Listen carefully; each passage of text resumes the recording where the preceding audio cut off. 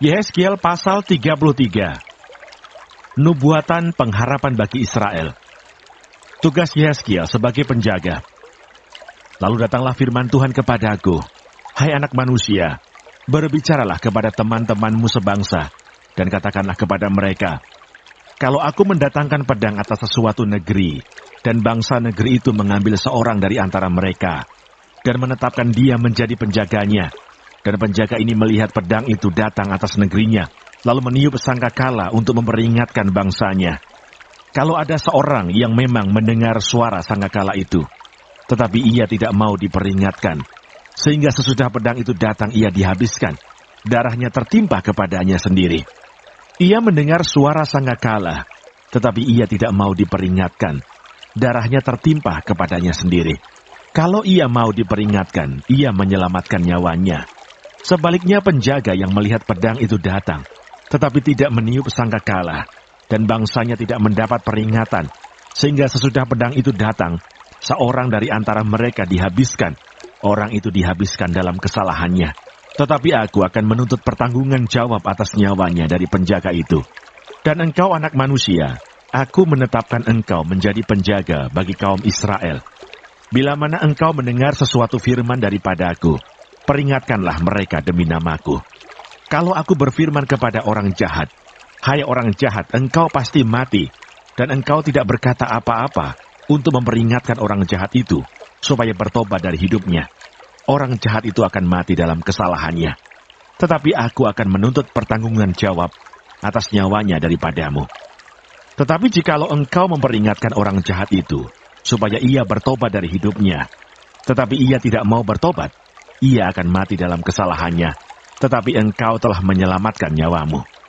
Dan engkau anak manusia, katakanlah kepada kaum Israel, kamu berkata begini, pelanggaran kami dan dosa kami sudah tertanggung atas kami, dan karena itu kami hancur, bagaimanakah kami dapat tetap hidup? Katakanlah kepada mereka, demi aku yang hidup, demikianlah firman Tuhan Allah, aku tidak berkenan kepada kematian orang fasik, melainkan aku berkenan kepada pertobatan orang fasik itu dari kelakuannya, supaya ia hidup. Bertobatlah, bertobatlah dari hidupmu yang jahat itu. Mengapakah kamu akan mati, hai kaum Israel? Dan engkau anak manusia, katakanlah kepada teman-temanmu sebangsa, kebenaran orang benar tidak menyelamatkan dia. Pada waktu ia jatuh dalam pelanggaran, dan kejahatan orang jahat tidak menyebabkan dia tersandung, pada waktu ia bertobat dari kejahatannya. Dan orang benar tidak dapat hidup karena kebenarannya, pada waktu ia berbuat dosa. Kalau aku berfirman kepada orang benar, engkau pasti hidup, tetapi ia mengandalkan kebenarannya, dan ia berbuat curang. Segala perbuatan-perbuatan kebenarannya tidak akan diperhitungkan, dan ia harus mati dalam kecurangan yang diperbuatnya. Kalau aku berfirman kepada orang jahat, engkau pasti mati, tetapi ia bertobat dari dosanya, serta melakukan keadilan dan kebenaran, orang jahat itu mengembalikan gadaian orang. Ia membayar ganti rampasannya, menuruti peraturan-peraturan yang memberi hidup, sehingga tidak berbuat curang lagi. Ia pasti hidup, ia tidak akan mati. Semua dosa yang diperbuatnya tidak akan diingat-ingat lagi. Ia sudah melakukan keadilan dan kebenaran, maka ia pasti hidup. Tetapi teman-temanmu sebangsa berkata, tindakan Tuhan tidak tepat, padahal tindakan mereka yang tidak tepat. Jikalau orang benar berbalik dari kebenarannya dan melakukan kecurangan, ia harus mati karena itu. Sebaliknya kalau orang fasik bertobat dari kefasikannya, dan ia melakukan keadilan dan kebenaran, ia pasti hidup karena itu. Tetapi kamu berkata, tindakan Tuhan tidak tepat, aku akan menghakimi kamu, masing-masing menurut kelakuannya, hai kaum Israel. Berita kejatuhan Yerusalem. Pada tahun ke-11, sesudah pembuangan kami, dalam bulan yang ke-10, pada tanggal 5 bulan itu, datanglah kepadaku seorang yang terluput dari Yerusalem dan berkata, kota itu sudah ditaklukkan. Maka kekuasaan Tuhan meliputi aku pada malam sebelum kedatangan orang yang terluput itu, dan Tuhan membuka mulutku pada saat menjelang kedatangan orang yang terluput itu pada pagi hari. Mulutku sudah terbuka dan aku tidak bisu lagi. Israel berkeras hati di negerinya dan di pembuangan. Lalu datanglah firman Tuhan kepadaku, hai anak manusia, orang-orang yang tinggal pada reruntuhan-reruntuhan ini, yaitu yang di tanah Israel, berkata begini, Abraham adalah seorang diri, tatkala ia mendapat tanah ini menjadi miliknya. Tetapi kita banyak, tentu tanah ini diberikan kepada kita menjadi milik. Oleh karena itu katakanlah kepada mereka, beginilah firman Tuhan Allah, kamu makan daging dengan darahnya, kamu melihat juga kepada berhala-berhalamu, dan kamu menumpahkan darah. Apakah kamu akan tetap memiliki tanah ini? Kamu bersandar pada pedangmu, kamu melakukan kekejian, dan masing-masing mencemari istri sesamanya. Apakah kamu akan tetap memiliki tanah ini? Katakanlah begini kepada mereka, beginilah firman Tuhan Allah, demi aku yang hidup, orang-orang yang tinggal pada reruntuhan-reruntuhan akan mati rebah oleh pedang. Dan orang-orang yang di padang akan kuberikan kepada binatang liar menjadi makanannya. Dan orang-orang yang di dalam kubu dan gua akan mati kena sampar. Tanah ini akan kubuat musnah dan sunyi sepi, dan kecongkakannya yang ditimbulkan kekuatannya akan berakhir. Gunung-gunung Israel akan menjadi sunyi sepi, sehingga tidak seorang pun berani melintasinya. Dan mereka akan mengetahui bahwa akulah Tuhan pada saat aku membuat tanah ini musnah dan sunyi sepi, oleh karena semua perbuatan-perbuatan mereka yang keji yang mereka lakukan. Dan engkau anak manusia, teman-temanmu sebangsa, bercakap-cakap mengenai engkau dekat tembok-tembok dan di pintu rumah-rumah, dan berkata satu sama lain, masing-masing kepada temannya, silakan datang dan dengar apa yang difirmankan oleh Tuhan. Dan mereka datang kepadamu seperti rakyat berkerumun, dan duduk di hadapanmu sebagai umatku. Mereka mendengar apa yang kau ucapkan, tetapi mereka tidak melakukannya. Mulutnya penuh dengan kata-kata cinta kasih, tetapi hati mereka mengejar keuntungan yang haram. Sungguh, engkau bagi mereka seperti seorang yang melakukan syair cinta kasih dengan suara yang merdu, dan yang pandai main kecapi. Mereka mendengar apa yang kau ucapkan, tetapi mereka sama sekali tidak melakukannya. Kalau hal itu datang dan sungguh akan datang, mereka akan mengetahui bahwa seorang nabi ada di tengah-tengah mereka. Yehezkiel pasal 34. Tuhan gembala Israel yang baik melawan gembala-gembala yang jahat.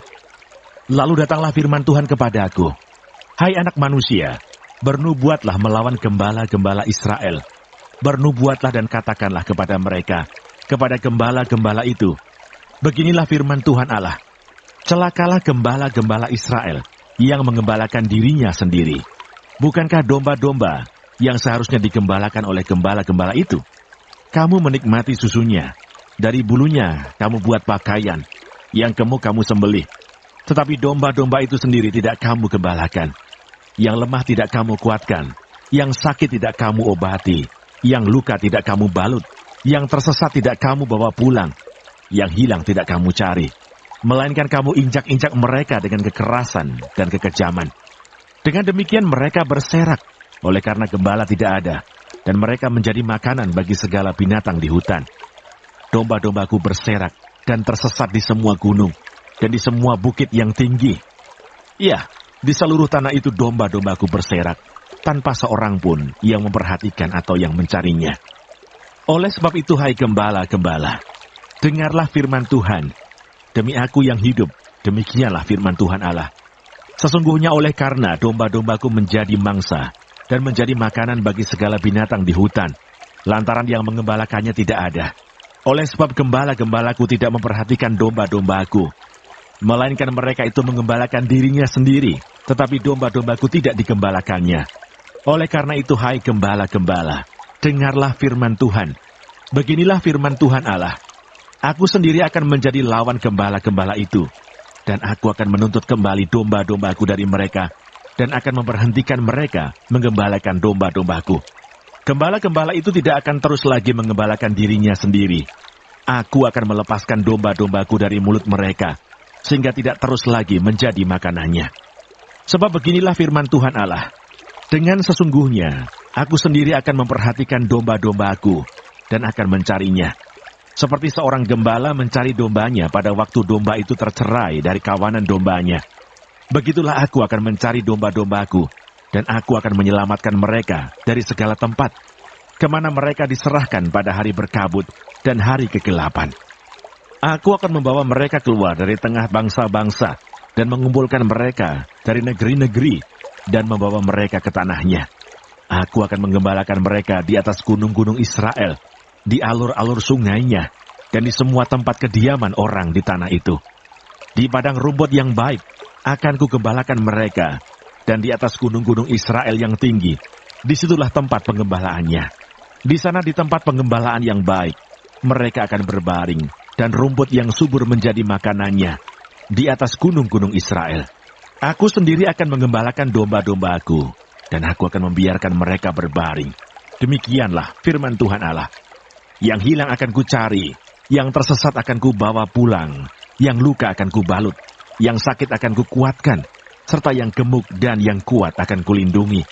Aku akan menggembalakan mereka sebagaimana seharusnya. Dan hai kamu domba-dombaku, beginilah firman Tuhan Allah. Sungguh, aku akan menjadi hakim di antara domba dengan domba, dan di antara domba jantan dan kambing jantan. Apakah belum cukup bagimu bahwa kamu menghabiskan padang rumput yang terbaik? Mesti pulakah kamu injak-injak padang rumput yang lain-lain dengan kakimu? Belum cukup bahwa kamu minum air yang jernih? Mesti pulakah yang tinggal itu kamu keruhkan dengan kakimu? Apakah domba-dombaku seharusnya memakan rumput yang sudah diinjak-injak kakimu, dan meminum air yang sudah dikeruhkan kakimu? Oleh sebab itu beginilah firman Tuhan Allah terhadap mereka. Dengan sesungguhnya, aku sendiri akan menjadi hakim di antara domba yang gemuk dengan domba yang kurus. Oleh karena semua yang lemah kamu desak dengan lambungmu dan bahumu, serta kamu tunduk dengan tandukmu, sehingga kamu menghalau mereka keluar kandang. Maka aku akan menolong domba-dombaku, supaya mereka jangan lagi menjadi mangsa, dan aku akan menjadi hakim di antara domba dengan domba. Aku akan mengangkat satu orang gembala atas mereka, yang akan menggembalakannya, yaitu Daud hambaku. Dia akan menggembalakan mereka, dan menjadi gembalanya. Dan aku Tuhan akan menjadi Allah mereka, serta hambaku Daud menjadi raja di tengah-tengah mereka. Aku Tuhan yang mengatakannya. Aku akan mengadakan perjanjian damai dengan mereka, dan aku akan meniadakan binatang buas dari tanah itu, sehingga mereka dapat diam di padang gurun dengan aman dan tenteram, dan dapat tidur di hutan-hutan. Aku akan menjadikan mereka dan semua yang di sekitar gunungku menjadi berkat. Aku akan menurunkan hujan pada waktunya. Itu adalah hujan yang membawa berkat. Pohon-pohon di ladang akan memberi buahnya, dan tanah itu akan memberi hasilnya. Mereka akan hidup aman tenteram di tanahnya. Mereka akan mengetahui bahwa akulah Tuhan, pada saat aku mematahkan kayu kuk mereka, dan melepaskan mereka dari tangan orang yang memperbudak mereka. Mereka tidak lagi menjadi jarahan bagi bangsa-bangsa, dan binatang liar tidak akan menerkam mereka, sehingga mereka akan diam dengan aman tenteram, dengan tidak dikejutkan oleh apapun. Aku akan mendirikan bagi mereka suatu taman kebahagiaan, sehingga di tanah itu tidak seorang pun akan mati kelaparan, dan mereka tidak lagi menanggung noda yang ditimbulkan bangsa-bangsa, dan mereka akan mengetahui bahwa aku Tuhan, Allah mereka, menyertai mereka dan mereka. Kaum Israel adalah umatku. Demikianlah firman Tuhan Allah. Kamu adalah domba-dombaku, domba gembalaanku, dan aku adalah Allahmu. Demikianlah firman Tuhan Allah. Yehezkiel pasal 35. Murka Tuhan atas pegunungan Seir. Datanglah firman Tuhan kepadaku, hai anak manusia, tujukanlah mukamu kepada pegunungan Seir, bernubuatlah melawan dia, dan katakanlah kepadanya, beginilah firman Tuhan Allah, aku akan menjadi lawanmu, hai pegunungan Seir, dan aku akan mengacungkan tanganku melawanmu, dan akan menjadikan engkau musnah dan sunyi sepi. Aku akan menjadikan kota-kotamu reruntuhan, dan engkau menjadi sunyi sepi, dan engkau akan mengetahui bahwa akulah Tuhan. Oleh karena dalam hatimu terpendam rasa permusuhan yang turun-temurun, dan engkau membiarkan orang Israel menjadi makanan pedang pada hari sial mereka. Waktu saatnya tiba untuk penghakiman terakhir. Oleh sebab itu demi aku yang hidup, demikianlah firman Tuhan Allah. Aku akan menjadikan engkau darah, dan darah akan mengejar engkau. Oleh sebab engkau bersalah karena mencurahkan darah, maka darah akan mengejar engkau. Aku akan menjadikan pegunungan Seir musnah dan sunyi sepi, dan melenyapkan daripadanya orang-orang yang lalu lalang. Aku akan memenuhi juga pegunungannya dengan orang-orang yang mati terbunuh di bukit-bukitmu, di lembah-lembahmu, dan alur-alur sungaimu akan berrebahan orang-orang yang mati terbunuh oleh pedang. Aku akan menjadikan engkau sunyi sepi untuk selama-lamanya, dan kota-kotamu tidak akan didiami lagi. Dan kamu akan mengetahui bahwa Akulah Tuhan. Oleh sebab engkau mengatakan, kedua bangsa itu dan kedua negeri itu akan menjadi milikku, dan kita akan memilikinya. Sebetulnya Tuhan ada di situ. Oleh sebab itu, demi Aku yang hidup, demikianlah firman Tuhan Allah. Aku akan memperlakukan engkau seperti engkau memperlakukan mereka dalam murkamu dan cemburumu yang timbul dari kebencianmu terhadap mereka. Dan Aku akan menyatakan diri kepadamu pada saat Aku menghakimi engkau. Dan engkau akan mengetahui bahwa Aku, Tuhan, mendengar segala penistaanmu yang kau ucapkan melawan gunung-gunung Israel yang demikian. Gunung-gunung itu sudah menjadi sunyi sepi dan diserahkan kepada kita menjadi makanan kita. Dengan demikian kamu membesarkan dirimu terhadap Aku di dalam ucapanmu, dan banyak sekali kata-katamu terhadap Aku. Aku mendengarnya. Beginilah firman Tuhan Allah. Seluruh bumi akan bersuka cita pada saat Aku menjadikan engkau sunyi sepi, seperti engkau bersuka cita mengenai milik pusaka kaum Israel yang sudah menjadi sunyi sepi. Demikianlah akan kulakukan terhadap engkau. Engkau akan menjadi sunyi sepi, hai pegunungan Seir dan engkau, segenap Edom dalam keseluruhanmu. Dan mereka akan mengetahui bahwa Akulah Tuhan. Yehezkiel pasal 36. Pembaharuan Israel. Hai engkau anak manusia, bernubuatlah mengenai gunung-gunung Israel dan katakanlah, hai gunung-gunung Israel, dengarlah firman Tuhan. Beginilah firman Tuhan Allah. Oleh karena musuh itu berkata mengenai kamu, syukur. Bukit-bukit dari dahulu kala sudah menjadi milik kita. Oleh karena itu bernubuatlah dan katakan, beginilah firman Tuhan Allah. Oleh karena, ya, sungguh karena musuh dari sekitarmu menjadikan kamu sunyi sepi dan mengingini kamu, supaya kamu menjadi milik sisa bangsa-bangsa. Dan oleh karena kamu menjadi buah mulut orang dan banyak diperguncingkan. Oleh karena itu, hai gunung-gunung Israel, dengarlah firman Tuhan Allah kepada gunung-gunung dan bukit-bukit, kepada alur-alur sungai dan lembah-lembah, kepada reruntuhan-reruntuhan yang sunyi sepi, dan kepada kota-kota yang sudah ditinggalkan, yang sudah menjadi jarahan dan olok-olokan bagi sisa bangsa-bangsa yang di sekitarnya. Oleh karena itu beginilah firman Tuhan Allah. Aku pasti berfirman dalam api cemburuanku, melawan sisa bangsa-bangsa, dan melawan seluruh Edom, yang menentukan tanahku menjadi miliknya, dengan segala rasa sukacita dan rasa penghinaan, sehingga tanahku itu dimilikinya dan dapat habis dijarah. Oleh karena itu bernubuatlah mengenai tanah Israel, dan katakanlah kepada gunung-gunung dan bukit-bukit, kepada alur-alur sungai dan lembah-lembah, beginilah firman Tuhan Allah. Sungguh, Aku berfirman dalam amarah cemburuanku, oleh karena kamu sudah menanggung noda yang ditimbulkan bangsa-bangsa. Oleh sebab itu beginilah firman Tuhan Allah. Aku bersumpah bahwa bangsa-bangsa yang di sekitarmu sendiri pasti akan menanggung noda mereka. Maka kamu gunung-gunung Israel akan bertunas kembali dan akan memberi buah untuk umatku Israel, sebab mereka akan segera kembali. Hatiku akan baik kembali, dan aku akan berpaling kepadamu, dan kamu akan dikerjakan dan ditaburi. Aku akan membuat manusia banyak di atasmu, yaitu segenap kaum Israel dalam keseluruhannya. Kota-kota akan didiami lagi, dan reruntuhan-reruntuhan akan dibangun kembali. Aku akan membuat manusia dan binatang banyak di atasmu, dan mereka akan bertambah banyak dan beranak cucu. Dan aku akan membuat kamu didiami kembali seperti keadaan semula, dan akan berbuat baik kepadamu lebih daripada keadaan dahulu. Dan kamu akan mengetahui bahwa Akulah Tuhan. Aku akan membuat manusia lalu lalang di atasmu, yaitu umatku Israel. Mereka akan menduduki engkau, dan engkau akan menjadi milik pusaka mereka, dan engkau tidak lagi terus memunahkan mereka. Beginilah firman Tuhan Allah. Oleh karena orang berkata tentangmu, engkau memakan orang, dan engkau memunahkan bangsamu. Oleh karena itu engkau tidak akan makan orang lagi, dan tidak akan memunahkan bangsamu lagi. Demikianlah firman Tuhan Allah. Aku tidak lagi membiarkan orang membicarakan noda yang ditimbulkan bangsa-bangsa terhadap engkau, dan engkau tidak lagi menanggung pencelaan bangsa-bangsa, dan tidak lagi memunahkan bangsamu. Demikianlah firman Tuhan Allah. Kemudian datanglah firman Tuhan kepadaku. Hai anak manusia, waktu kaum Israel tinggal di tanah mereka, mereka menajiskannya dengan tingkah laku mereka. Kelakuan mereka sama seperti cemar kain di hadapanku. Maka aku mencurahkan amarahku ke atas mereka. Karena darah yang dicurahkan mereka di tanah itu, sedang tanah itu mereka najiskan dengan berhala-berhala mereka.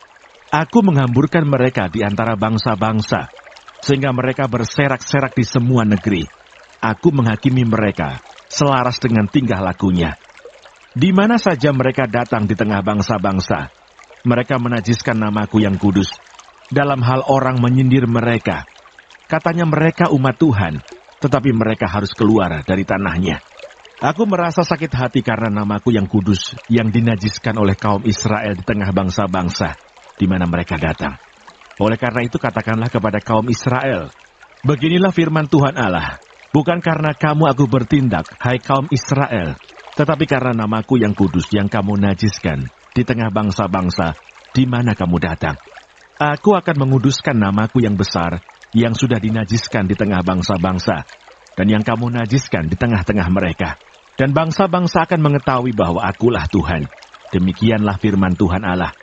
Manakala aku menunjukkan kekudusanku kepadamu di hadapan bangsa-bangsa, aku akan menjemput kamu dari antara bangsa-bangsa dan mengumpulkan kamu dari semua negeri dan akan membawa kamu kembali ke tanahmu. Aku akan mencurahkan kepadamu air jernih yang akan mentahirkan kamu dari segala kenajisanmu dan dari semua berhala-berhalamu. Aku akan mentahirkan kamu.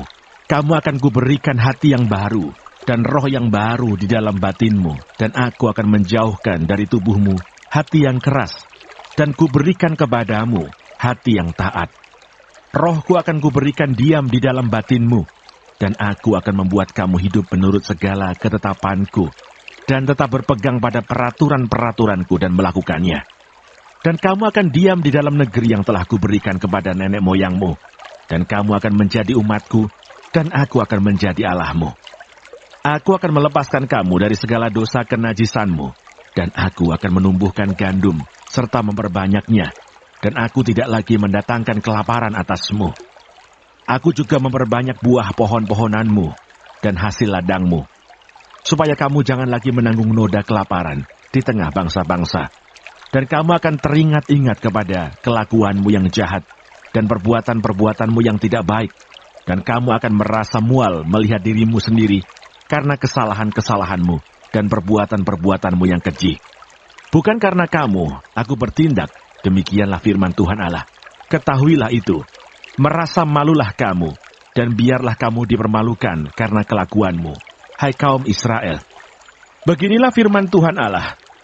Pada hari aku mentahirkan kamu dari segala kesalahanmu. Aku akan membuat kota-kota didiami lagi, dan reruntuhan-reruntuhan akan dibangun kembali. Tanah yang sudah lama tinggal tandus akan dikerjakan kembali, supaya jangan lagi tetap tandus di hadapan semua orang yang lintas daripadamu. Sebaliknya mereka akan berkata, tanah ini yang sudah lama tinggal tandus, menjadi seperti Taman Eden, dan kota-kota yang sudah runtuh, sunyi sepi dan musnah, sekarang didiami dan menjadi kubu. Dan bangsa-bangsa yang tertinggal, yang ada di sekitarmu akan mengetahui, bahwa akulah Tuhan, yang membangun kembali yang sudah musnah, dan menanami kembali yang sudah tandus. Aku Tuhan yang mengatakannya dan akan membuatnya. Beginilah firman Tuhan Allah. Dalam hal ini juga aku menginginkan supaya kaum Israel meminta daripadaku apa yang hendak kulakukan bagi mereka, yaitu membuat mereka banyak seperti lautan manusia, seperti domba-domba persembahan kudus, dan seumpama domba-domba Yerusalem pada waktu-waktu perayaannya. Begitulah kota-kota yang sudah runtuh, penuh dengan lautan manusia. Dengan begitu mereka akan mengetahui bahwa akulah Tuhan.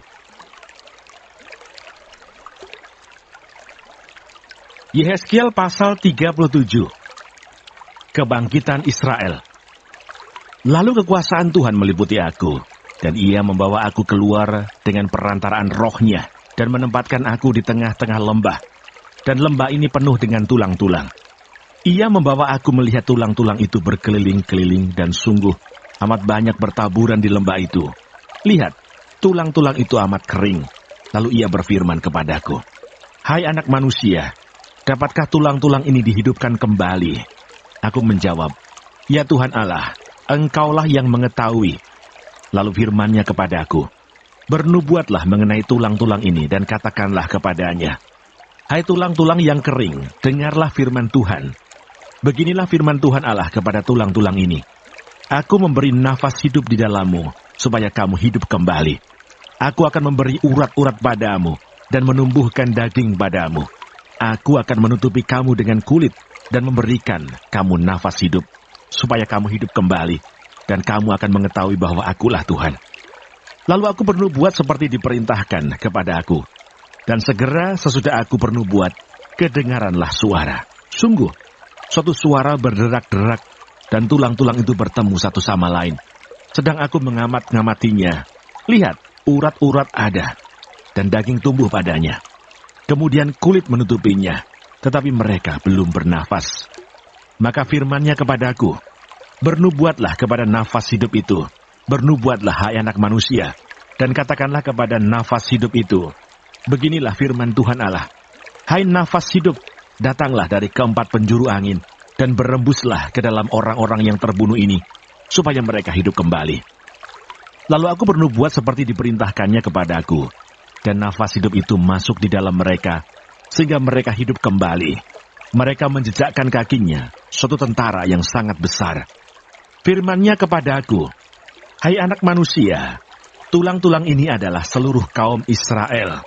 Sungguh, mereka sendiri mengatakan, tulang-tulang kami sudah menjadi kering, dan pengharapan kami sudah lenyap, kami sudah hilang. Oleh sebab itu bernubuatlah dan katakan kepada mereka, beginilah firman Tuhan Allah, sungguh, aku membuka kubur-kuburmu dan membangkitkan kamu, hai umatku, dari dalamnya. Dan aku akan membawa kamu ke tanah Israel. Dan kamu akan mengetahui bahwa Akulah Tuhan, pada saat aku membuka kubur-kuburmu dan membangkitkan kamu, hai umatku, dari dalamnya. Aku akan memberikan rohku ke dalammu, sehingga kamu hidup kembali, dan aku akan membiarkan kamu tinggal di tanahmu. Dan kamu akan mengetahui bahwa Aku Tuhan yang mengatakannya dan membuatnya. Demikianlah firman Tuhan." Kerajaan Israel dan Yehuda dipersatukan kembali.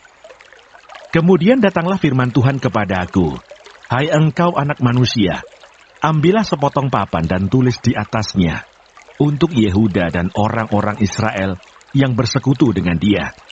Kemudian ambillah papan yang lain dan tulis di atasnya, untuk Yusuf, papan Efraim, dan seluruh kaum Israel yang bersekutu dengan dia. Gabungkanlah keduanya menjadi satu papan, sehingga keduanya menjadi satu dalam tanganmu. Maka kalau teman-teman sebangsamu bertanya kepadamu, tidakkah engkau bersedia memberitahukan kepada kami, apa artinya ini? Katakanlah kepada mereka, beginilah firman Tuhan Allah, aku mengambil papan Yusuf, yang dalam tangan Efraim, beserta suku-suku Israel yang bersekutu dengan dia, dan menggabungkannya dengan papan Yehuda. Dan aku akan menjadikan mereka satu papan, sehingga mereka menjadi satu dalam tanganku. Dan sedang engkau memegang papan-papan yang kau tulisi itu dalam tanganmu di hadapan mereka, katakanlah kepadanya, beginilah firman Tuhan Allah, sungguh, aku menjemput orang Israel dari tengah bangsa-bangsa, kemana mereka pergi. Aku akan mengumpulkan mereka dari segala penjuru, dan akan membawa mereka ke tanah mereka. Aku akan menjadikan mereka satu bangsa di tanah mereka, di atas gunung-gunung Israel, dan satu raja memerintah mereka seluruhnya. Mereka tidak lagi menjadi dua bangsa, dan tidak lagi terbagi menjadi dua kerajaan. Mereka tidak lagi menajiskan dirinya dengan berhala-berhalanya, atau dewa-dewa mereka yang menjijikkan, atau dengan semua pelanggaran mereka. Tetapi aku akan melepaskan mereka dari segala penyelewengan mereka, dengan nama mereka berbuat dosa dan mentahirkan mereka, sehingga mereka akan menjadi umatku, dan aku akan menjadi Allahnya. Maka hambaku Daud akan menjadi rajanya, dan mereka semuanya akan mempunyai satu gembala. Mereka akan hidup menurut peraturan-peraturanku, dan melakukan ketetapan-ketetapanku dengan setia. Mereka akan tinggal di tanah yang kuberikan kepada hambaku Yakub, di mana nenek moyang mereka tinggal. Ya, mereka, anak-anak mereka, maupun cucu cicit mereka akan tinggal di sana untuk selama-lamanya. Dan hambaku Daud menjadi raja mereka untuk selama-lamanya. Aku akan mengadakan perjanjian damai dengan mereka, dan itu akan menjadi perjanjian yang kekal dengan mereka.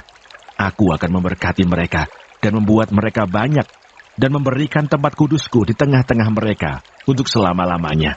Tempat kediamanku pun akan ada pada mereka, dan aku akan menjadi Allah mereka, dan mereka akan menjadi umatku. Maka bangsa-bangsa akan mengetahui bahwa aku, Tuhan, menguduskan Israel pada waktu tempat kudusku berada di tengah-tengah mereka untuk selama. Yehezkiel pasal 38. Firman Tuhan tentang Gog di tanah Magog. Datanglah firman Tuhan kepadaku, hai anak manusia, tujukanlah mukamu kepada Gog di tanah Magog, yaitu Raja Agung negeri Meseh dan Tubal, dan bernubuatlah melawan dia, dan katakanlah, beginilah firman Tuhan Allah, lihat, aku akan menjadi lawanmu, hai Gog Raja Agung negeri Meseh dan Tubal. Aku akan menarik engkau dengan mengenakan kelikir pada rahangmu, dan membawa engkau keluar beserta seluruh tentaramu, yaitu pasukan berkuda, semuanya berpakaian lengkap, suatu kumpulan orang banyak dengan perisai besar dan kecil, dan semuanya berpedang di tangannya. Orang Persia, Ethiopia, dan Put menyertai mereka, dan semuanya dengan perisai dan ketopong. Orang Gomer dengan seluruh bala tentaranya, Betogarma dari utara sekali dengan seluruh bala tentaranya. Banyak bangsa menyertai engkau. Bersedialah dan bersiaplah engkau dengan semua kumpulan orang yang menggabungkan diri dengan engkau, dan jadilah pelindung bagi mereka. Sesudah waktu yang lama sekali, engkau akan mendapat perintah. Pada hari yang terkemudian, engkau akan datang di sebuah negeri yang dibangun kembali, sesudah musnah karena perang. Dan engkau menuju suatu bangsa yang dikumpul dari tengah-tengah banyak bangsa, di atas gunung-gunung Israel, yang telah lama menjadi reruntuhan. Bangsa ini telah dibawa keluar dari tengah bangsa-bangsa, dan mereka semuanya diam dengan aman tenteram. Engkau muncul seperti angin badai, dan datang seperti awan yang menutupi seluruh bumi. Engkau beserta seluruh bala tentaramu, dan banyak bangsa menyertai engkau. Beginilah firman Tuhan Allah, pada hari itu timbullah niat dalam hatimu, dan engkau membuat rancangan jahat. Engkau berkata, aku akan bangkit bergerak menyerang tanah yang kota-kotanya tanpa tembok, dan akan mendatangi orang-orang yang hidup tenang-tenang, dan diam dengan aman tenteram. Mereka semuanya diam tanpa tembok atau palang atau pintu gerbang. Engkau bermaksud untuk merampas dan menjarah, dan mengacungkan tanganmu terhadap reruntuhan-reruntuhan yang sudah didiami kembali, dan menyerang umatku yang dikumpulkan dari tengah bangsa-bangsa. Mereka sudah mempunyai ternak dan harta benda, dan mereka diam di pusat bumi. Negeri Seba dan Dedan beserta pembeli-pembeli barangnya, negeri Tarsis beserta pedagang-pedagangnya akan berkata kepadamu, apakah engkau datang untuk merampas dan mengumpulkan sekutumu untuk menjarah, untuk mengangkut perak dan emas, untuk melarikan ternak dan harta benda, dan untuk melakukan perampasan yang hebat sekali? Sebab itu bernubuatlah, hai anak manusia, dan katakanlah kepada Gog, beginilah firman Tuhan Allah, ketika umatku Israel sedang diam dengan aman tenteram, pada waktu itulah engkau akan bergerak, dan datang dari tempatmu dari utara sekali. Engkau dengan banyak bangsa yang menyertai engkau. Mereka semuanya mengendarai kuda, suatu kumpulan yang besar dan suatu pasukan yang kuat. Engkau bangkit melawan umatku Israel, seperti awan yang menutupi seluruh bumi. Pada hari yang terkemudian akan terjadi hal itu, dan aku akan membawa engkau untuk melawan tanahku, supaya bangsa-bangsa mengenal aku, pada saat aku menunjukkan kekudusanku kepadamu, di hadapan mereka, hai Gog.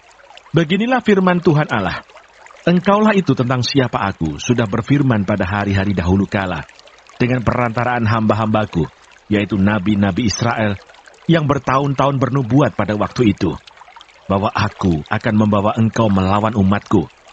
Pada waktu itu, pada saat Gog datang melawan tanah Israel, demikianlah firman Tuhan Allah, amarahku akan timbul. Dalam murkaku, dalam cemburuku, dan dalam api kemurkaanku, aku akan berfirman. Pada hari itu pasti terjadi gempa bumi yang dahsyat di tanah Israel. Ikan-ikan di laut, burung-burung di udara, binatang-binatang hutan, segala binatang melata yang merayap di bumi, dan semua manusia yang ada di atas bumi akan gentar melihat wajahku. Gunung-gunung akan runtuh, lereng-lereng gunung akan longsor, dan tiap tembok akan roboh ke tanah. Dan aku akan memanggil segala macam kekejutan terhadap Gog. Demikianlah firman Tuhan Allah, sehingga pedang seorang akan memakan yang lain. Aku akan menghukum dia dengan sampar dan tumpahan darah. Aku akan menurunkan hujan lebat, rambun, api dan hujan belerang ke atasnya, dan ke atas tentaranya, dan ke atas banyak bangsa yang menyertai dia. Aku akan menunjukkan kebesaranku dan kekudusanku, dan menyatakan diriku di hadapan bangsa-bangsa yang banyak, dan mereka akan mengetahui bahwa Akulah Tuhan.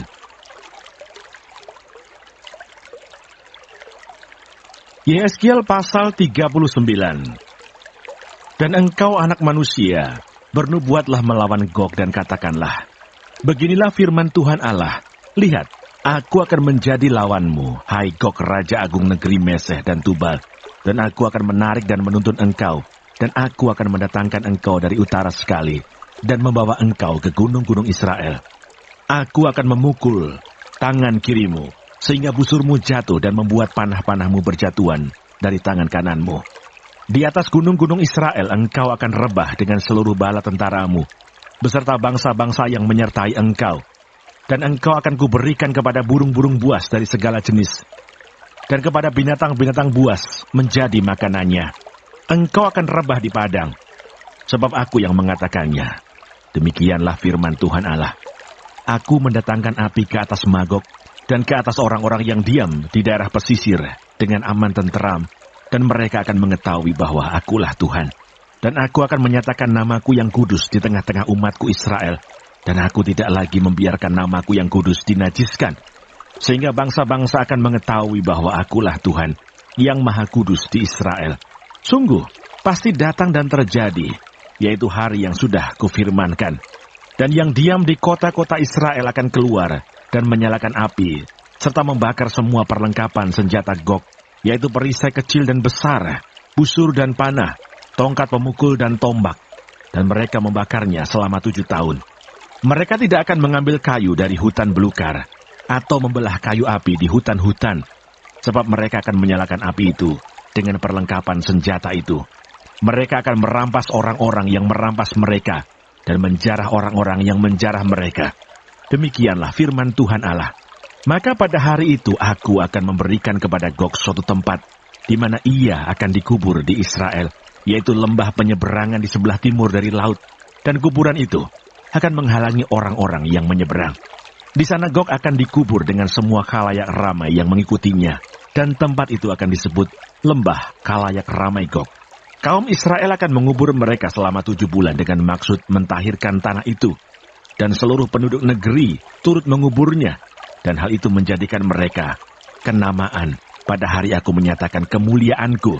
Demikianlah firman Tuhan Allah. Beberapa orang dikhususkan untuk terus-menerus menjelajahi seluruh tanah itu, untuk mengubur orang-orang yang masih berkelimpangan di atas tanah, dengan maksud mentahirkannya. Sesudah lewat yang 7 bulan itu, mereka akan memeriksa tanah itu. Kalau mereka menjelajahinya, dan seorang menjumpai sepotong tulang manusia, maka ia harus meletakkan batu di sampingnya, sebagai tanda sampai tukang-tukang kubur menguburkannya di lembah khalayak ramai Gog. Dan ada juga nama kota Hamona. Dengan demikian mereka mentahirkan tanah itu. Dan engkau anak manusia, beginilah firman Tuhan Allah.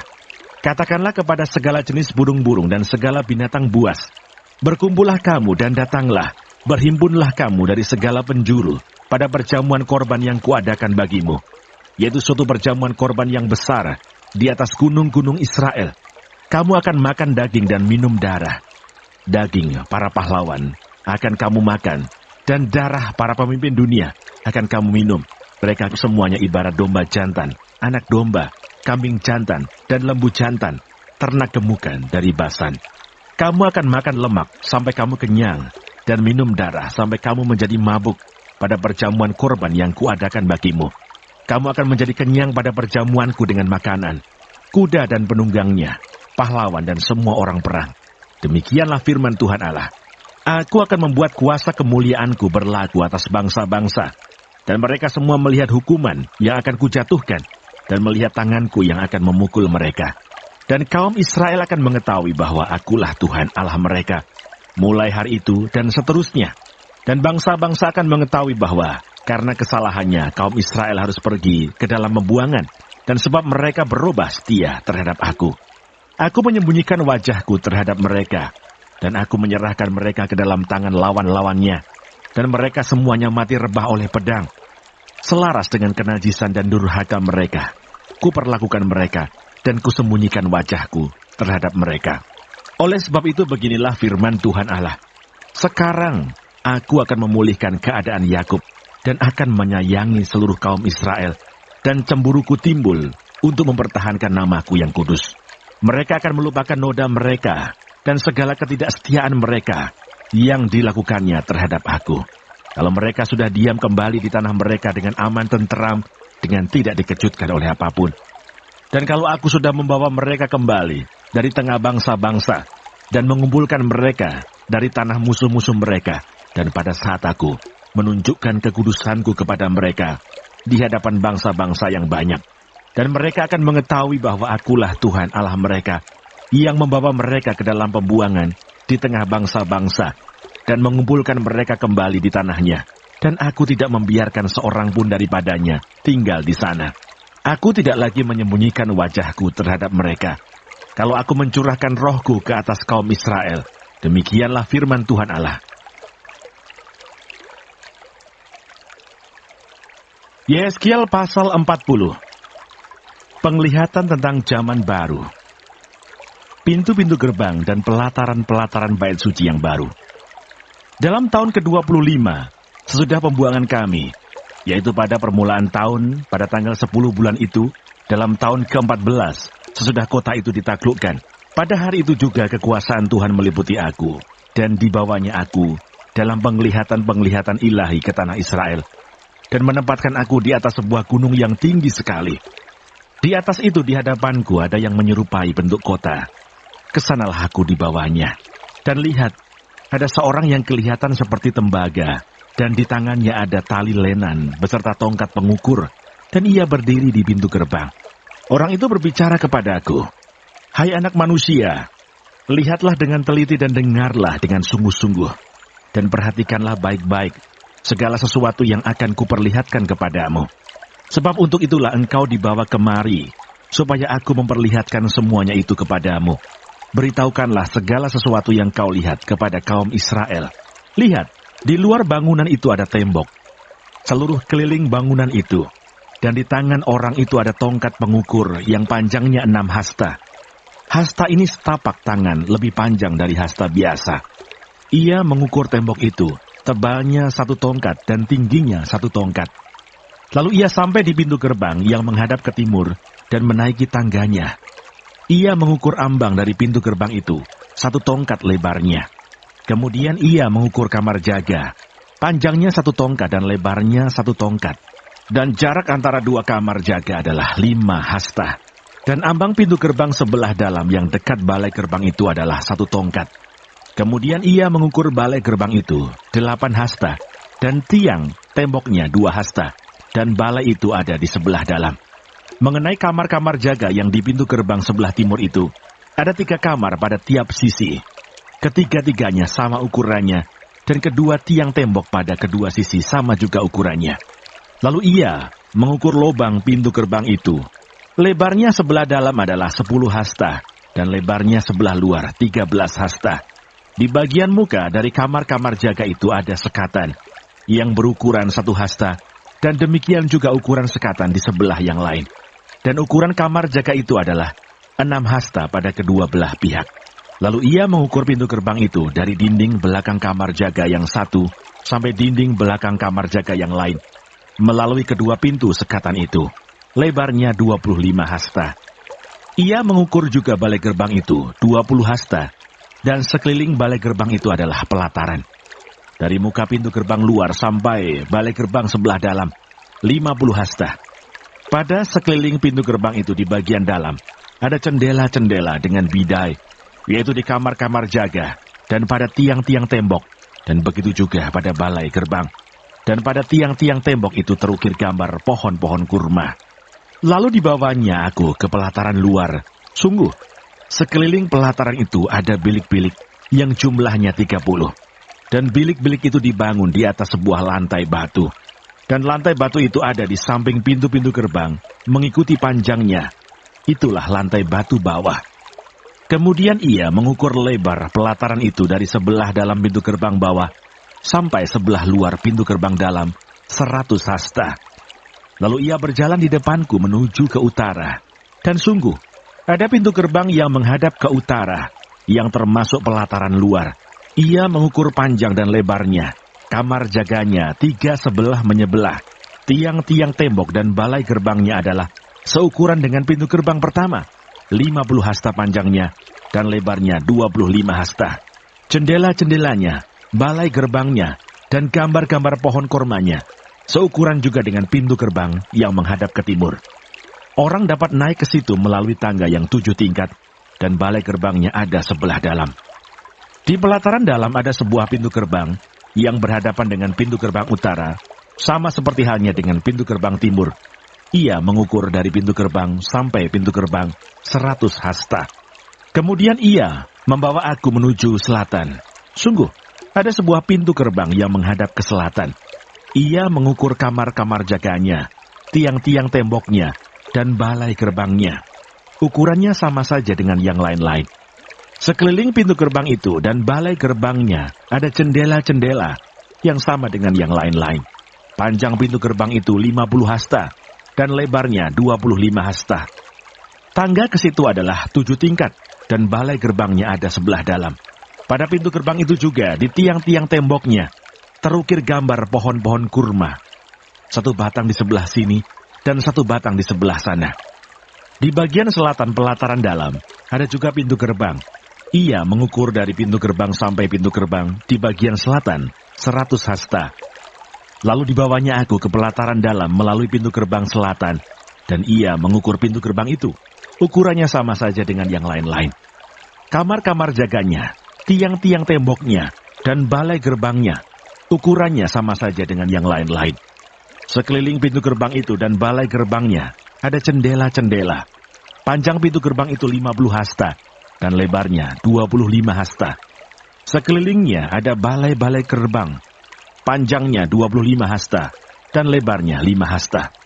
Balai gerbangnya adalah sebelah pelataran luar, dan pada tiang-tiang temboknya terukir gambar pohon-pohon kurma, dan tangganya ke atas ada 8 tingkat.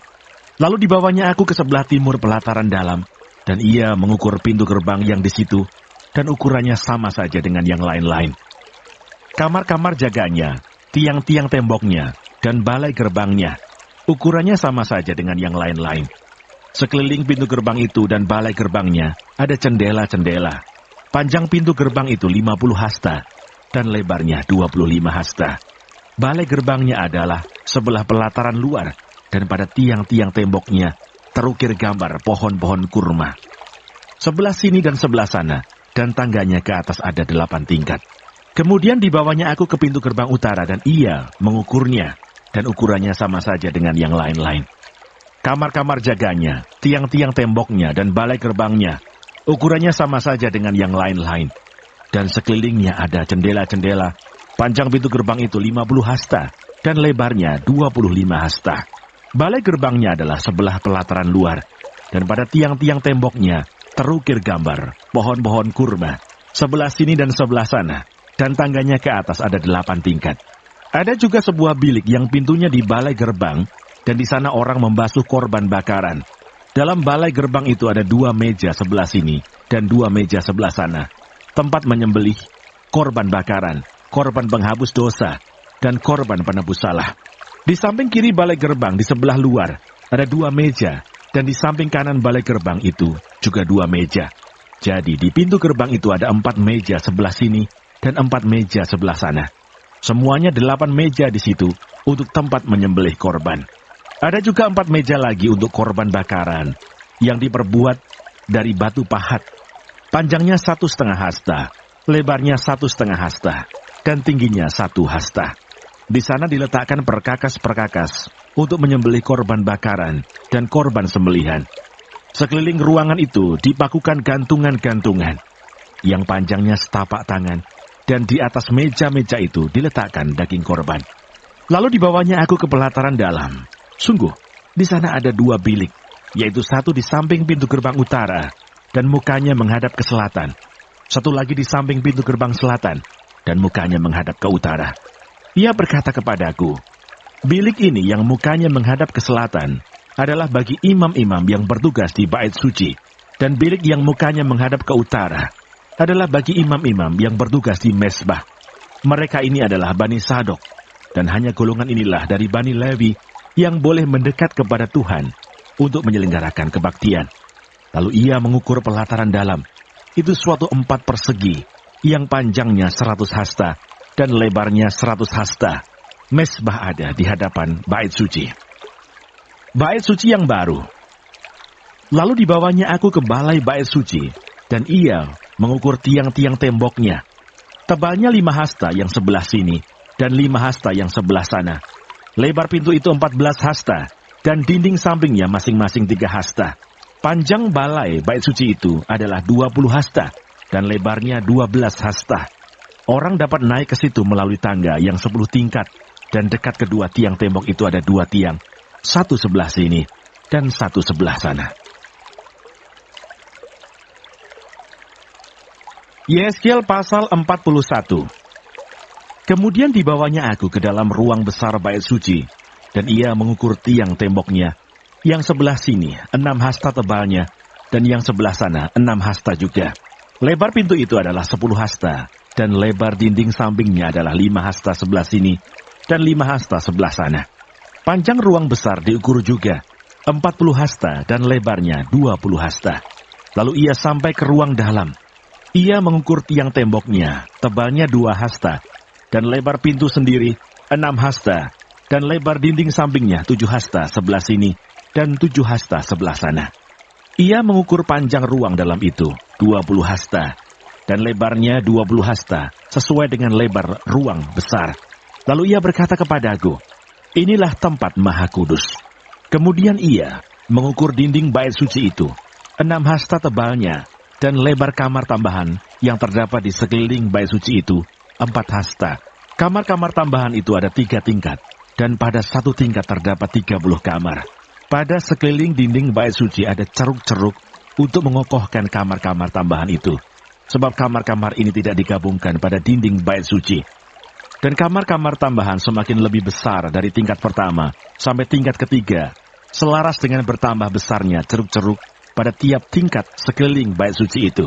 Ada tangga menuju ke atas, dan dengan demikian orang dapat naik dari tingkat bawah ke tingkat atas melalui tingkat tengah. Aku melihat bahwa alas bait suci itu lebih tinggi dari sekelilingnya. Dasar kamar-kamar tambahan itu berukuran 1 tongkat penuh, yaitu tingginya 6 hasta. Tebal dinding yang sebelah luar kamar tambahan adalah 5 hasta. Lebar bagian alas bait suci yang dibiarkan kosong adalah 5 hasta. Di antara alas bangunan itu dan bilik-bilik ada jarak 20 hasta sekeliling bangunan itu. Dan pintu-pintu kamar tambahan keluar ke bagian yang kosong itu, 1 pintu di sebelah utara dan 1 pintu di sebelah selatan. Dan lebar tempat yang kosong itu adalah 5 hasta sekeliling.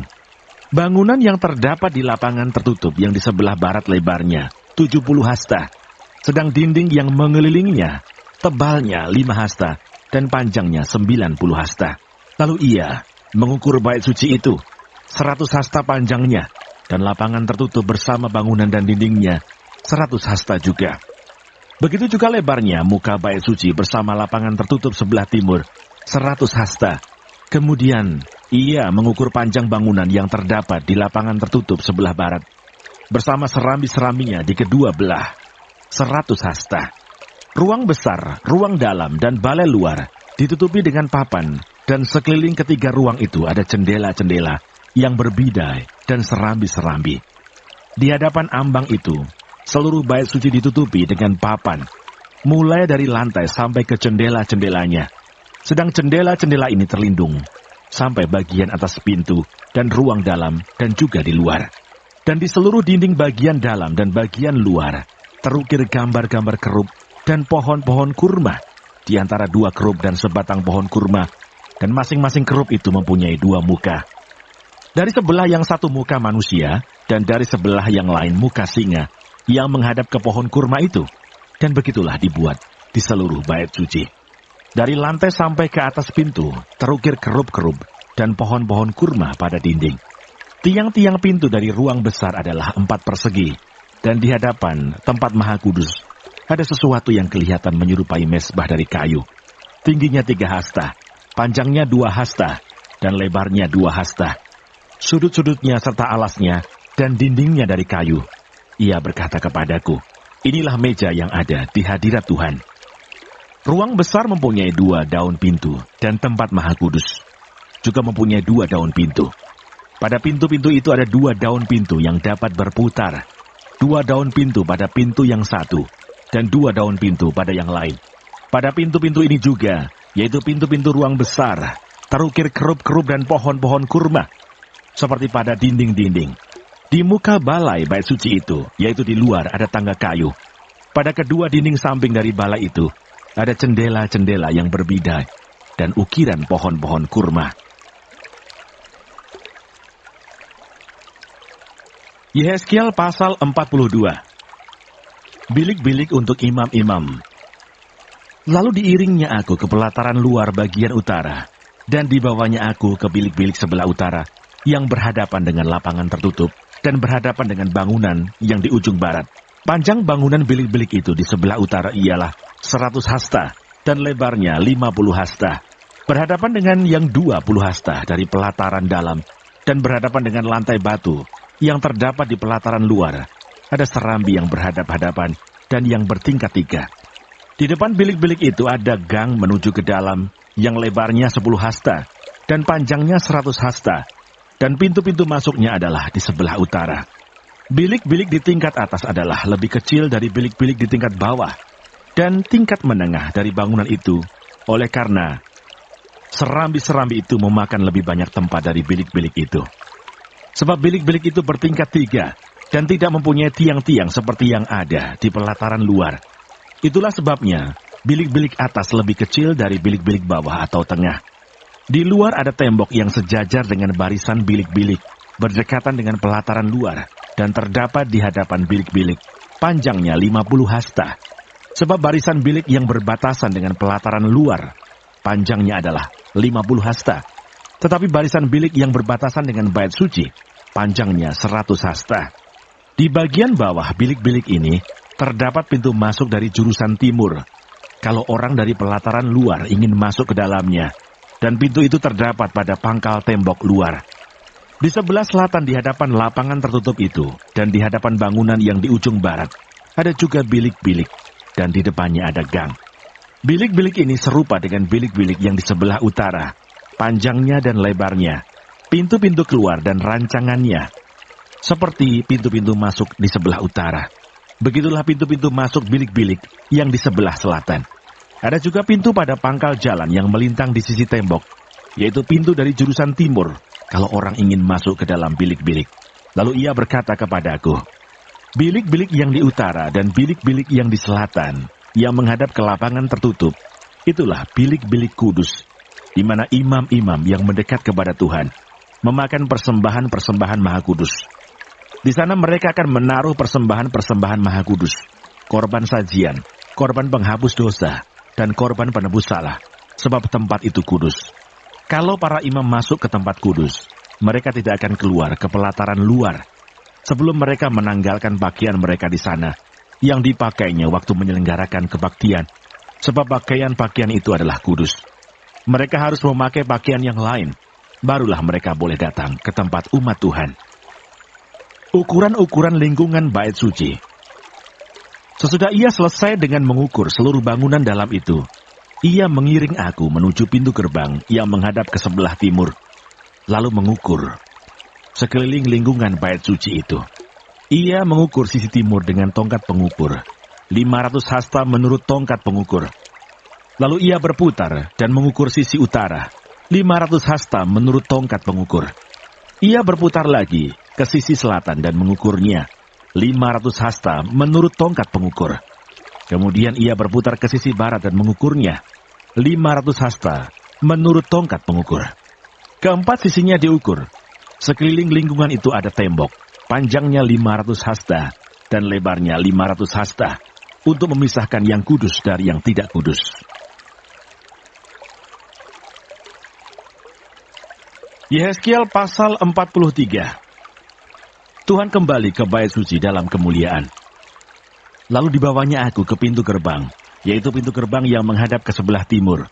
Sungguh, kemuliaan Allah Israel datang dari sebelah timur, dan terdengarlah suara seperti suara air terjun yang menderu, dan bumi bersinar karena kemuliaannya.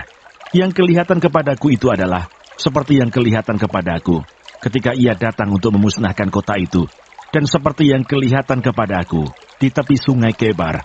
Maka aku sembah sujud. Sedang kemuliaan Tuhan masuk di dalam bait suci melalui pintu gerbang yang menghadap ke sebelah timur. Roh itu mengangkat aku dan membawa aku ke pelataran dalam. Sungguh, bait suci itu penuh kemuliaan Tuhan. Lalu aku mendengar Dia berfirman kepadaku dari dalam bait suci itu. Orang yang mengukur bait suci itu berdiri di sampingku, dan ia berfirman kepadaku, "Hai anak manusia, inilah tempat tahtaku, dan inilah tempat tapak kakiku. Disinilah aku akan diam di tengah-tengah orang Israel untuk selama-lamanya, dan kaum Israel tidak lagi akan menajiskan namaku yang kudus, baik mereka maupun raja-raja mereka, dengan persundalan mereka, atau dengan mayat raja-raja mereka yang sudah mati. Juga tidak dengan meletakkan ambang pintu mereka dekat ambang pintuku, atau mendirikan tiang-tiang pintu mereka dekat tiang-tiang pintuku, sehingga hanya dinding yang memisahkan aku dari mereka. Mereka menajiskan namaku yang kudus dengan perbuatan-perbuatan mereka yang keji. Maka dari itu aku menghabiskan mereka dalam amarahku. Sekarang mereka akan menjauhkan ketidaksetiaan mereka dan mayat raja-raja mereka daripadaku, dan aku akan diam di tengah-tengah mereka untuk selama-lamanya. Maka engkau, hai anak manusia, terangkanlah kepada kaum Israel tentang bait suci ini, agar mereka menjadi malu melihat kesalahan-kesalahan mereka, juga bagaimana bait suci itu kelihatan dan rancangannya. Dan kalau mereka merasa malu melihat segala sesuatu yang dilakukan mereka, gambarlah bait suci itu, bagian-bagiannya, pintu-pintu keluar dan pintu-pintu masuknya, dan seluruh bagannya. Beritahukanlah kepada mereka segala peraturannya dan hukumnya, dan tuliskanlah itu di hadapan mereka, agar mereka melakukan dengan setia segala hukumnya dan peraturannya. Inilah ketentuan mengenai bait suci itu. Seluruh daerah yang di puncak gunung itu adalah maha kudus. Sungguh, inilah ketentuan mengenai bait suci itu. Ukuran-ukuran mezbah dan pentahbisannya. Inilah ukuran-ukuran mezbah itu dalam hasta, yaitu hasta yang setapak tangan lebih panjang dari hasta biasa. Paritnya adalah satu hasta dalamnya, dan satu hasta lebarnya. Dan sekeliling parit itu ada tepi yang tingginya 1 jengkal. Dan inilah tinggi mezbah itu.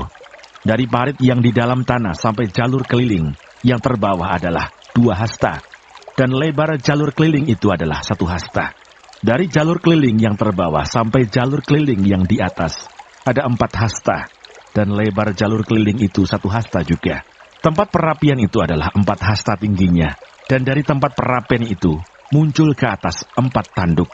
Tempat perapian itu panjangnya 12 hasta, dan lebarnya 12 hasta, jadi 4 persegi. Jalur yang mengelilingi perapian itu panjangnya 14 hasta, dan lebarnya 14 hasta, jadi 4 persegi juga.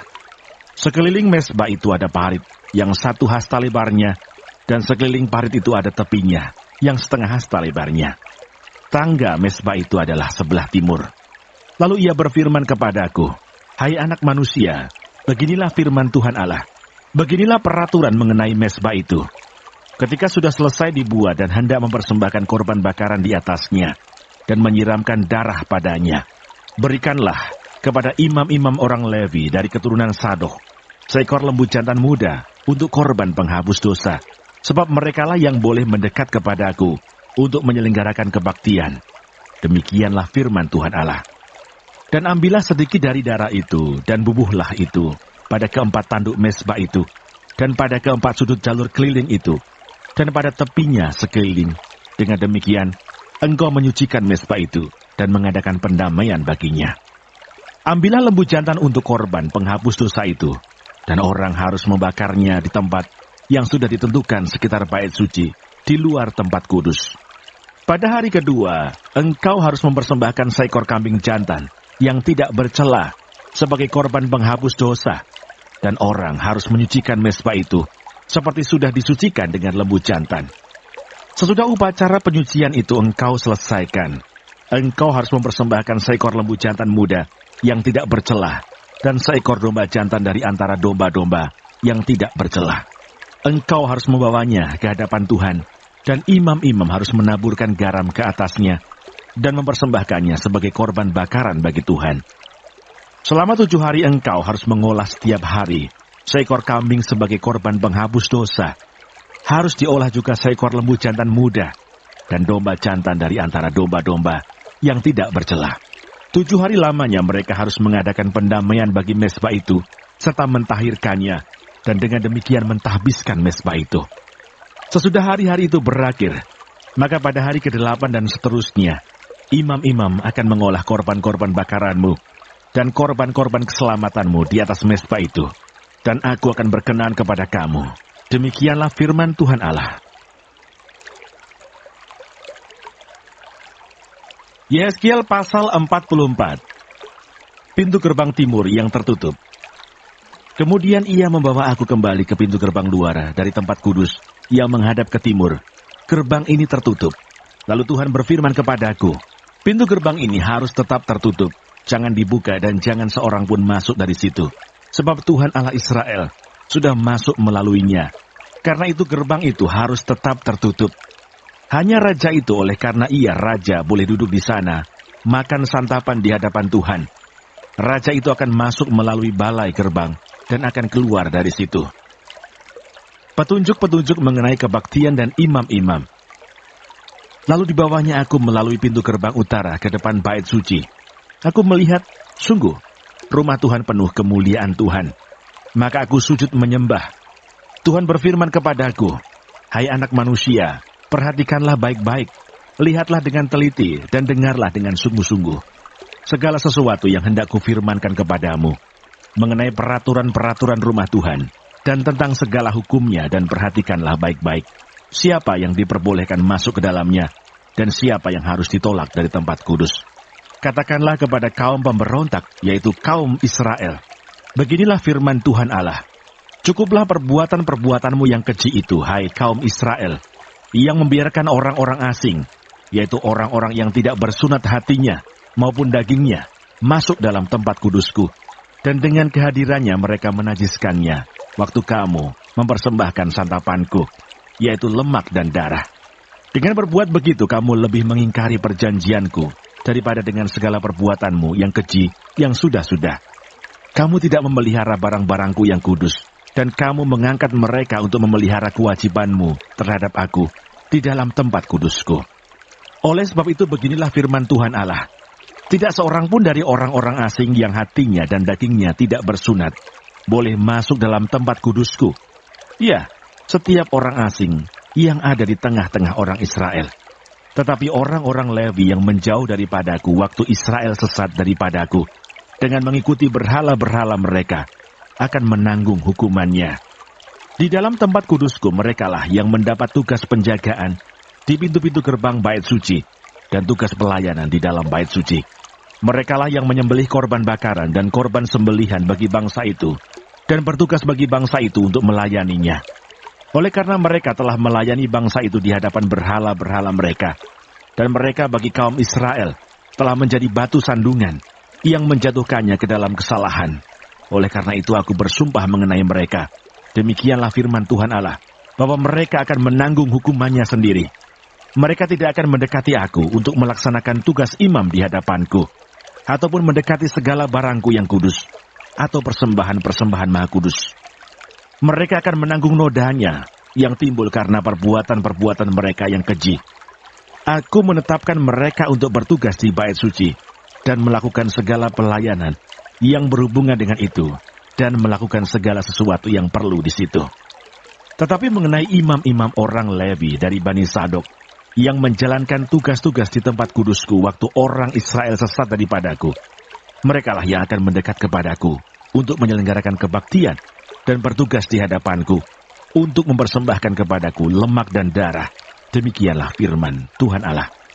Merekalah yang akan masuk ke dalam tempat kudusku dan yang akan mendekati mejaku untuk menyelenggarakan kebaktian, dan mereka akan menjalankan tugasnya terhadap aku. Maka kalau mereka hendak masuk dari pintu-pintu gerbang pelataran dalam, mereka harus mengenakan pakaian lenan, Mereka tidak boleh memakai pakaian bulu domba waktu mereka bertugas di pintu-pintu gerbang pelataran dalam atau waktu menyelenggarakan kebaktian dalam bait suci. Mereka harus memakai destar lenan dan memakai celana lenan, tetapi jangan memakai ikat pinggang yang menimbulkan keringat.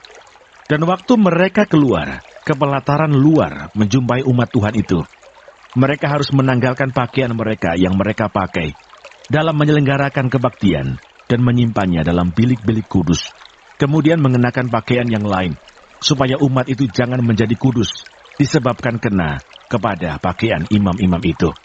Rambut mereka tidak boleh dicukur atau dibiarkan tumbuh panjang, melainkan harus dipotong pendek. Imam-imam tidak boleh minum anggur, kalau mereka hendak masuk dalam pelataran dalam. Janda atau seorang perempuan yang telah diceraikan oleh suaminya, jangan mereka ambil menjadi istri, tetapi hanya seorang perawan dari keturunan kaum Israel, atau seorang janda imam boleh mereka ambil. Mereka harus mengajar umatku tentang perbedaan antara yang kudus dengan yang tidak kudus, dan memberitahukan kepada mereka perbedaan antara yang najis dengan yang tahir. Di dalam sesuatu perkara, mereka harus bertindak sebagai hakim, dan mereka harus menghakiminya menurut peraturan-peraturanku.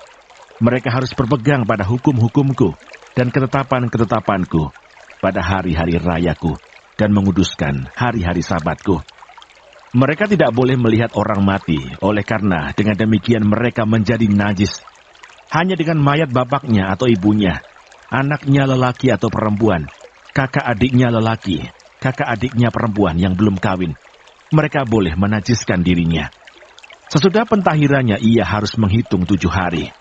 Dan pada hari ia masuk lagi ke tempat kudus, ke pelataran dalam, untuk menyelenggarakan kebaktian di tempat kudus. Ia harus mempersembahkan korban penghapus dosanya. Demikianlah firman Tuhan Allah. Mereka tidak mendapat bagian milik pusaka, sebab akulah milik pusakanya. Dan janganlah berikan kepada mereka tanah milik di Israel, sebab akulah milik mereka. Persembahan, korban penghapus dosa, dan korban penebus salah, merekalah yang harus memakannya. Dan segala yang dikhususkan di tanah Israel adalah bagian mereka. Dan yang terbaik dari buah sulung apapun, dan segala persembahan khusus dari apapun, dari segala persembahan khususmu adalah bagian imam-imam. Juga yang terbaik dari tepung jelaimu, harus kamu berikan kepada imam, supaya rumah-rumahmu mendapat berkat. Segala burung atau binatang yang sudah mati, atau yang menjadi sisa, mangsa binatang buas, janganlah dimakan oleh imam-imam.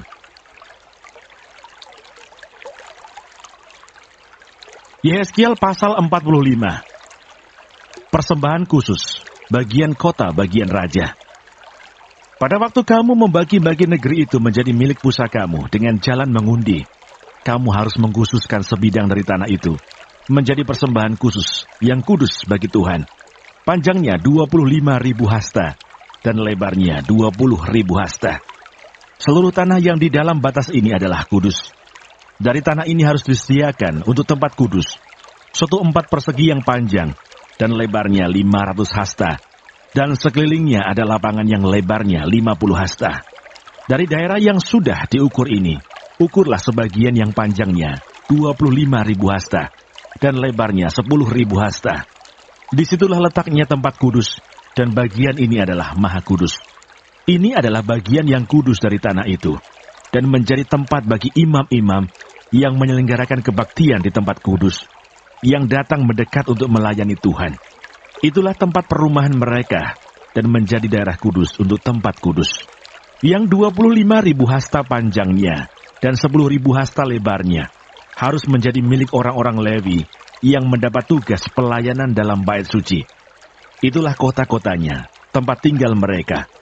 Sebagai milik kota, harus engkau tentukan 5.000 hasta lebarnya dan 25.000 hasta panjangnya, berbatasan dengan persembahan khusus yang kudus itu. Itulah untuk seluruh kaum Israel. Mengenai bagian raja itu haruslah terdapat di sebelah barat dan di sebelah timur dari persembahan khusus yang kudus dan milik kota itu, dan harus berbatasan dengan kedua bagian itu.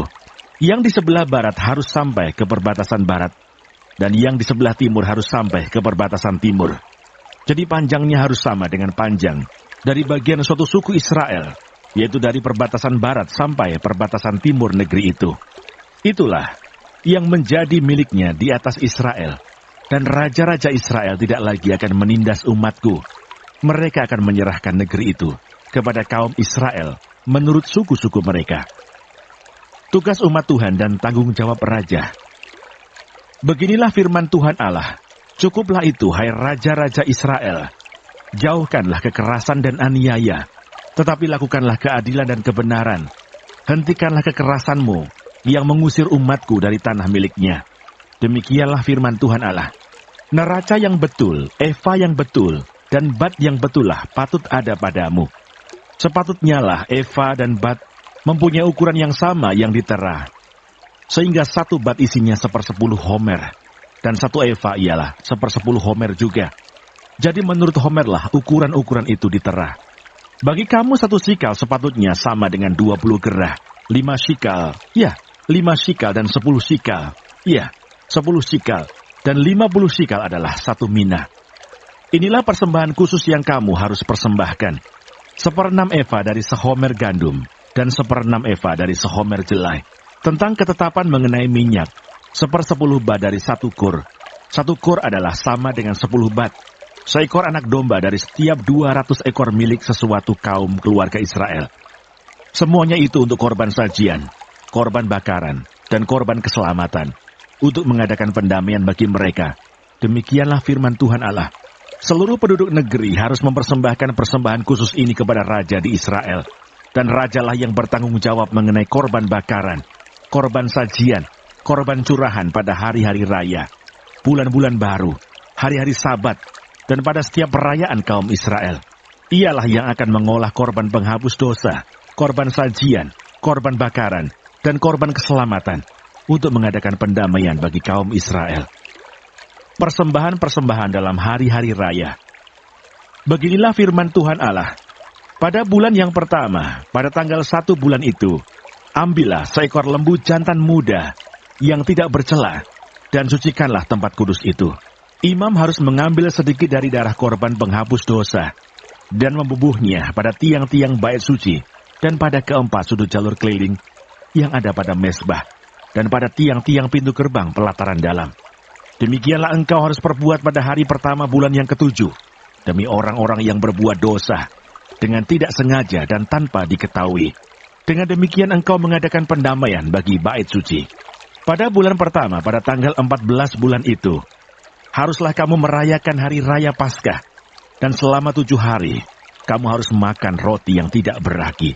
Pada hari itu raja harus mengolah lembu jantan sebagai korban penghapus dosa, karena dirinya dan karena seluruh penduduk negeri. Selama 7 hari, hari raya itu, ia harus mengolah korban bakaran bagi Tuhan. Tiap hari 7 ekor lembu jantan dan 7 ekor domba jantan yang tidak bercelah. Dan untuk korban penghapus dosa tiap hari, 1 ekor kambing jantan. Sebagai korban sajian, ia harus mengolah 1 eva tepung dengan 1 ekor lembu, dan 1 eva tepung dengan 1 ekor domba jantan, dan minyak 1 hin untuk 1 eva. Pada bulan ke-7, pada tanggal 15 bulan itu, yaitu pada hari raya, ia harus mengolah seperti ini selama 7 hari. Korban penghapus dosa, korban bakaran, korban sajian dan minyak. Yehezkiel pasal 46. Beginilah firman Tuhan Allah. Pintu gerbang pelataran dalam yang menghadap ke sebelah timur haruslah tertutup selama 6 hari kerja. Tetapi pada hari Sabat supaya dibuka. Pada hari bulan baru juga supaya dibuka. Raja itu akan masuk dari luar melalui balik gerbang dan akan berdiri dekat tiang pintu gerbang itu. Sementara itu imam-imam akan mengolah korban bakaran dan korban keselamatan raja itu, dan ia akan sujud menyembah di ambang pintu gerbang itu, lalu keluar lagi. Dan pintu gerbang itu tidak boleh ditutup sampai petang hari. Penduduk negeri juga harus turut sujud menyembah di hadapan Tuhan di pintu gerbang itu pada hari Sabat dan hari bulan baru. Korban bakaran yang harus dipersembahkan raja itu kepada Tuhan pada hari Sabat ialah 6 ekor domba yang tidak bercelah dan 1 ekor domba jantan yang tidak bercelah. Korban sajian dari domba jantan harus diolah dengan 1 eva tepung, tetapi korban sajian dari domba-domba yang lain bergantung pada kemampuannya, serta minyak 1 hin untuk 1 eva. Pada bulan baru harus dipersembahkan seekor lembu jantan muda yang tiada bercelah, serta 6 ekor domba dan seekor domba jantan yang tiada bercelah. Sebagai korban sajian, ia harus mengolah 1 eva tepung dengan seekor lembu dan 1 eva tepung dengan seekor domba jantan. Tetapi korban sajian dari domba-domba lain bergantung pada kemampuannya, serta minyak 1 hin untuk 1 eva. Kalau raja hendak masuk ke dalam, ia harus masuk melalui balai gerbang dan keluar dari situ juga. Tetapi kalau penduduk negeri pada perayaan-perayaan yang tetap berkumpul di hadapan Tuhan, dan yang masuk melalui pintu gerbang utara, untuk turut sujud menyembah, biarlah mereka keluar melalui pintu gerbang selatan. Dan yang masuk melalui pintu gerbang selatan, biarlah keluar melalui pintu gerbang utara. Janganlah seorang kembali melalui pintu gerbang kemasukannya, tetapi masing-masing harus keluar dari pintu gerbang yang di depannya. Mengenai raja itu, ia akan masuk bersama-sama mereka dan keluar bersama-sama mereka. Pada hari-hari raya dan perayaan-perayaan yang tetap, harus ada korban sajian, yaitu 1 eva tepung diolah dengan seekor lembu jantan, dan 1 eva tepung diolah dengan seekor domba jantan. Tetapi korban sajian dari domba-domba yang lain bergantung pada kemampuannya, serta minyak 1 hin untuk 1 eva. Kalau raja mengolah korban bakaran sukarela atau korban keselamatan sukarela bagi Tuhan, maka orang harus membukakan pintu gerbang sebelah timur untuk dia, dan ia akan mempersembahkan korban bakarannya dan korban keselamatannya itu, seperti ia perbuat pada hari Sabat. Kemudian ia keluar, dan sesudah ia keluar, pintu gerbang harus ditutup. Tiap hari ia harus mengolah domba yang berumur 1 tahun dan yang tiada bercela sebagai korban bakaran bagi Tuhan. Setiap pagi, ia harus melakukan itu. Di samping itu, setiap pagi, ia harus mempersembahkan korban sajian 1/6 eva tepung dengan minyak 1/3 hin untuk mencampur tepung yang terbaik itu. Itulah korban sajian bagi Tuhan, dan ketetapan itu tetap selama-lamanya. Demikianlah mereka harus mempersembahkan domba dan korban sajian dan minyak setiap pagi sebagai korban bakaran yang tetap. Beginilah firman Tuhan Allah. Kalau raja itu memberi sesuatu pemberian dari milik pusakanya kepada salah seorang anaknya, maka itu menjadi kepunyaan anaknya, dan milik ini menjadi pusaka mereka. Kalau ia memberikan pemberian dari milik pusakanya kepada salah seorang hambanya, maka itu menjadi kepunyaannya sampai tahun kebebasan, lalu harus kembali kepada raja itu. Hanya anak-anak raja itu boleh mewarisi milik pusakanya. Dan janganlah raja itu mengambil sesuatu dari milik pusaka rakyat, sehingga mereka terdesak dari miliknya. Hanya dari miliknya boleh ia mewariskan kepada anak-anaknya, supaya jangan seorang pun dari umatku didesak dari miliknya. Tempat memasak korban-korban. Lalu dibawanya aku melalui pintu masuk yang di samping pintu gerbang ke bilik-bilik untuk para imam yang di sebelah utara tempat kudus. Dan sungguh, di sana di bahagian barat sekali ada suatu tempat. Ia berkata kepadaku, disinilah tempatnya imam-imam memasak korban penebus salah dan korban penghapus dosa dan membakar korban sajian, dan mereka tidak boleh membawanya ke pelataran luar, supaya dengan demikian mereka jangan menguduskan umat Tuhan. Kemudian diiringnya aku ke pelataran luar dan membiarkan aku pergi ke 4 sudut pelataran itu. Sungguh, di tiap sudut pelataran itu ada lagi pelataran. Pada ke-4 sudut pelataran itu ada pelataran-pelataran kecil, 40 hasta panjangnya dan 30 hasta lebarnya. Keempatnya sama ukurannya. Mengelilingi ke-4 pelataran kecil itu ada tembok batu, dan di bagian bawah tembok-tembok batu itu, sekelilingnya diperbuat tempat-tempat memasak. Ia berkata kepadaku, inilah dapur tempat memasak, di mana petugas-petugas bait suci memasak korban sembelihan umat Tuhan. Yeskiel pasal 47. Sungai yang keluar dari bait suci. Kemudian ia membawa aku kembali ke pintu bait suci, dan sungguh, ada air keluar dari bawah ambang pintu bait suci itu, dan mengalir menuju ke timur. Sebab bait suci juga menghadap ke timur, dan air itu mengalir dari bawah bagian samping kanan dari bait suci itu, sebelah selatan mezbah. Lalu diiringnya aku keluar melalui pintu gerbang utara, dan dibawanya aku berkeliling dari luar menuju pintu gerbang luar yang menghadap ke timur. Sungguh, air itu membual dari sebelah selatan. Sedang orang itu pergi ke arah timur dan memegang tali pengukur di tangannya. Ia mengukur 1000 hasta dan menyuruh aku masuk dalam air itu. Maka dalamnya sampai di pergelangan kaki. Ia mengukur 1000 hasta lagi dan menyuruh aku masuk sekali lagi dalam air itu. Sekarang sudah sampai di lutut. Kemudian ia mengukur 1000 hasta lagi dan menyuruh aku ketiga kalinya masuk ke dalam air itu. Sekarang sudah sampai di pinggang. Sekali lagi, ia mengukur 1000 hasta lagi. Sekarang air itu sudah menjadi sungai, di mana aku tidak dapat berjalan lagi, sebab air itu sudah meninggi, sehingga orang dapat berenang. Suatu sungai yang tidak dapat diseberangi lagi. Lalu ia berkata kepadaku, "Sudahkah engkau lihat, hai anak manusia?"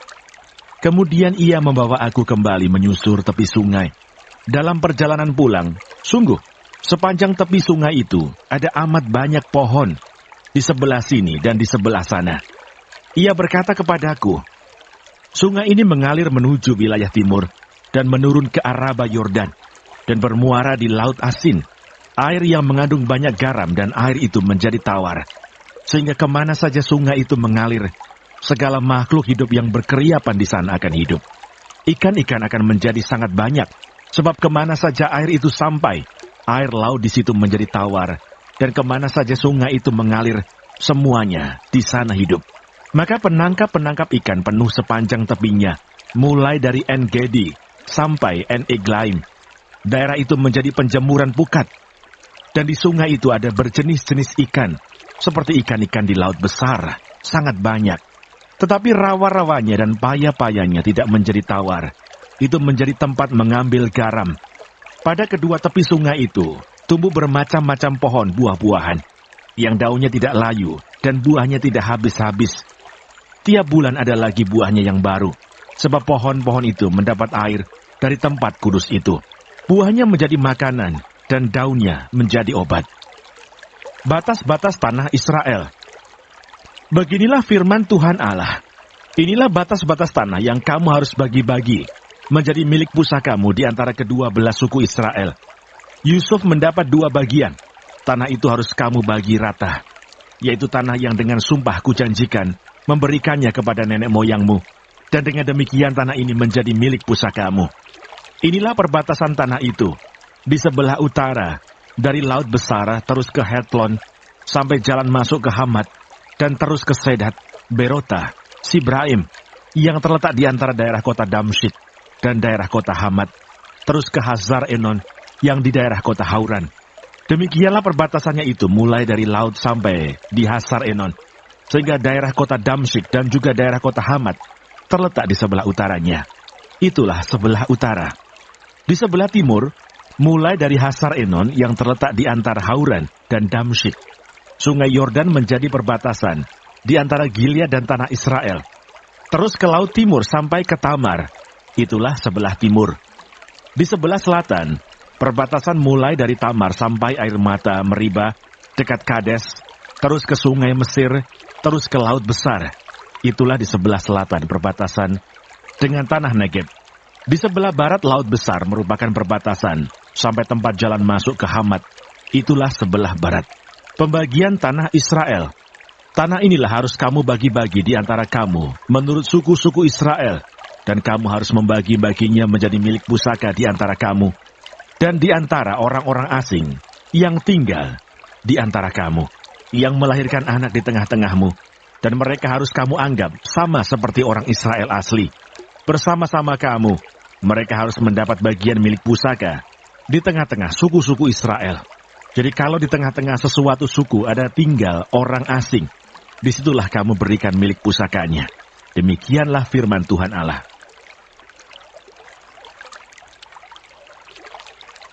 Yehezkiel pasal 48.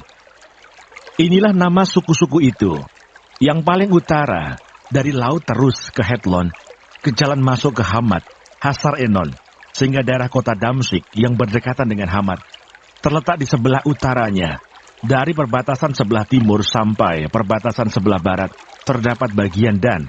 Berbatasan dengan wilayah Dan, dari perbatasan sebelah timur sampai perbatasan sebelah barat, terdapat bagian Asyer. Berbatasan dengan wilayah Asyer, dari perbatasan sebelah timur sampai perbatasan sebelah barat, terdapat bagian Naftali. Berbatasan dengan wilayah Naftali, dari perbatasan sebelah timur sampai perbatasan sebelah barat, terdapat bagian Manasye. Berbatasan dengan wilayah Manasye, dari perbatasan sebelah timur sampai perbatasan sebelah barat, terdapat bagian Efraim. Berbatasan dengan wilayah Efraim, dari perbatasan sebelah timur sampai perbatasan sebelah barat, terdapat bagian Ruben.